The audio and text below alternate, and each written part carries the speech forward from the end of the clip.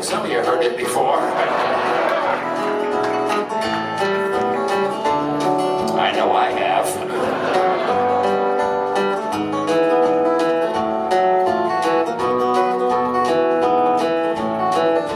That's because this song is called Alice's Restaurant. It's about Alice and the restaurant. But Alice's Restaurant was never the name of the restaurant. That was always just the name of the song. And I guess, well, that's why I still call the song Alice's Restaurant. You can get anything you want at Alice's Restaurant.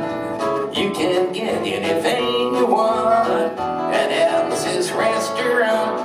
Walk right in, it's around the back, just a half a mile from the railroad track. And you can get anything you want at Alice's Restaurant. Well, it all started about 55 Thanksgivings ago. 55 years ago on Thanksgiving, when my friend and I decided to go up and visit Alice at the restaurant. But Alice didn't used to live in the restaurant. She used to live in the church nearby the restaurant in the bell tower with her husband Ray and Fauci the dog. And living in the bell tower like that, they used to have a lot of room downstairs where the pews used to be. And see, this how they took out all of the pews, and having all that room, they decided that they didn't have to take out their garbage for a long time. We got up there, found the place was filled with garbage, and we decided it'd be a friendly gesture for us to take the garbage down to the town dump. So we took the half a ton of garbage, put it in the back of a red VW microbus, took shovels and rakes and implements of destruction, and headed on toward the town dump. We got there. There was a sign, a chain across the road saying, "Closed on Thanksgiving." We had never heard of a dump being closed before. So with tears in our eyes, we drove off into the sunset, looking for another place to put the garbage. And we didn't find one until we come to a side road. And off of the side road, there was a 15-foot cliff, and at the bottom of the cliff, there was another pile of garbage. And we decided that, well, one big pile would be better than two little ones. And rather than bring that one up, we decided to throw ours down. And that's what we did. Drove back to the church, had a Thanksgiving dinner that couldn't be beat, went to sleep and didn't get up until the next morning when we got a phone call from Officer Obie. He said, "Kid, we found your name on an envelope at the bottom of a half a ton of garbage. Just wanted to know if you had any information about it." I said, "Yes, sir, Officer Obie. I cannot tell a lie.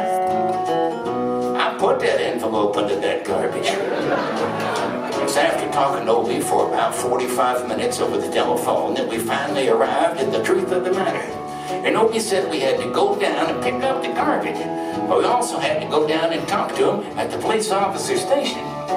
Now, friends, there was only one of two things that Obie could have done at the police officer station, and the first thing was he could have given us a medal for being so brave and honest over the telephone, which wasn't very likely.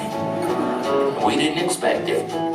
And of course, the other possibility was that, well, he could have bawled us out and told us never to be seen driving garbage around the vicinity again, which is what we expected. But when we got to the police officer station, there was a third possibility we hadn't counted upon, and we was both immediately arrested, handcuffed. I said, "Obie, I don't think I can pick up the garbage with these handcuffs on." He said, "Shut up, kid. Get in the back of the patrol car." We sat in the back of the patrol car and drove to the, quote, "scene of the crime," unquote. Now, friends, I want to tell you about the town of Stockbridge, Massachusetts, where this was happening. They got 3 stop signs, 2 police officers, and 1 police car. It's still that way.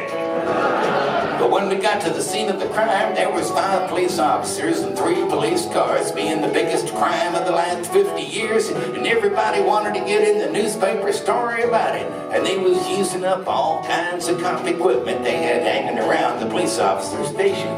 They was taking plaster tire tracks, footprints, dog-smelling prints. They took 27 8x10 colored glossy pictures with circles and arrows and a paragraph on the back of each one, explaining what each one was to be used as evidence against us. They took pictures of the approach, the getaway, the northwest corner, the southwest corner. That's not to mention the aerial photography. And it was after the ordeal, we went back to the jail. Obie said he was going to put us in the cell. He said, "Kid, I'm going to put you in the cell. Give me a wallet and your belt." And I said, "Obie, I can understand you want my wallet, so I don't have any money to spend in the cell. But what do you want my belt for?" He said, "Kid, we don't want any hangings." I said, "Obie, did you think I was going to hang myself for littering?" Obie said he was making sure, and friends, Obie was, because he took out the toilet seat so I couldn't hit myself over the head and drown. Took out the toilet paper so I couldn't bend the bars, roll the toilet paper out the window, slide down the roll, have an escape and get away. And Obie was making sure, all right. And it was about 4 or 5 hours later that Alice, remember Alice? This is still the song about Alice, and she come by, and with a few nasty words to Obie on the side, she bailed us out of jail, and we went back to the church, had another Thanksgiving dinner that couldn't be beat, went to sleep and didn't get up until the next morning when we all had to go to court. We walked in, sat down. Obie come in with 27 8x10 colored glossy pictures with the circles and arrows and a paragraph on the back of each one, explaining what each one was to be used as evidence against us. And he sat down. A man come in, he said, "All rise," and we stood up. And Obie stood up with the 27 8x10 colored glossy pictures, and the judge walked in, sat down with a C&I dog. He sat down.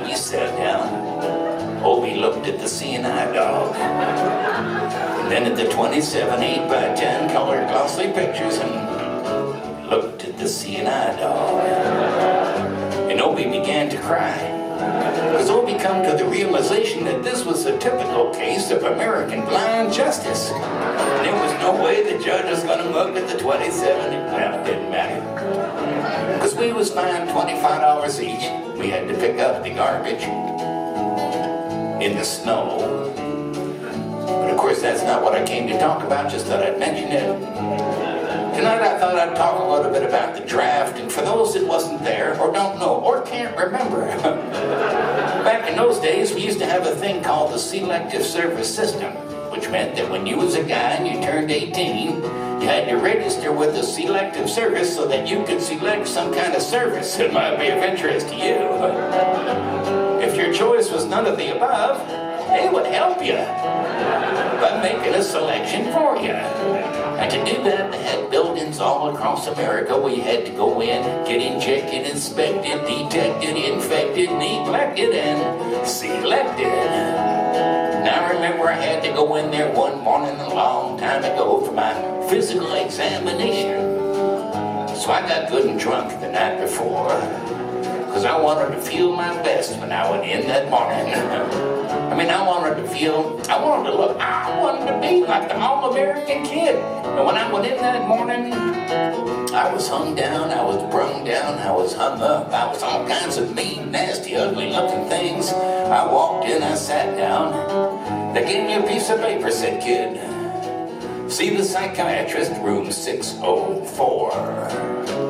I went in there. I said, "Shrink, I want to kill. I want to kill. I want to see blood, gore, and guts, and veins in my TV, dead bird bodies. Kill, kill." And I started jumping up and down, yelling, "Kill, kill." And he started jumping up and down with me. And we was both jumping up and down, yelling, "Kill, kill, kill, kill." Till the sergeant come over, pinned a medal on me, set me down the hall, saying, "You're our boy." I didn't feel real good about it, but I proceeded on down the hall, getting more injections, inspections, and all kinds of stuff that they was doing to me at the thing there. And I was there for 2 3, 4, 5 hours. I was there for a long time, going through all kinds of mean, nasty, ugly things, and they was inspecting and checking every single part of me, and they was leaving no parts untouched. But I proceeded through until I finally come to see the very last man. I walked up, I said, "What do you want to see me about?" He said, "Kid, we only have one more question. Have you ever been arrested?" I told him the story of the Alice's Restaurant Massacree with 5-part harmony, film orchestration, all kinds of other phenomenon. He stopped me there. He said, "Can you go to court?" And I told him the story of the 27 8x10 colored glossy pictures with the circles and arrows, and he stopped me again. He said, "Kid, I want you to go over, sit down on that bench that says Group W."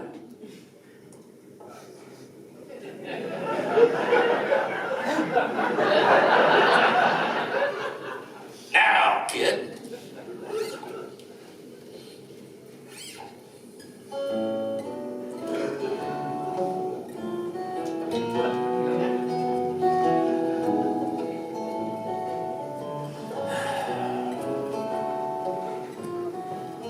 Over there, Group W.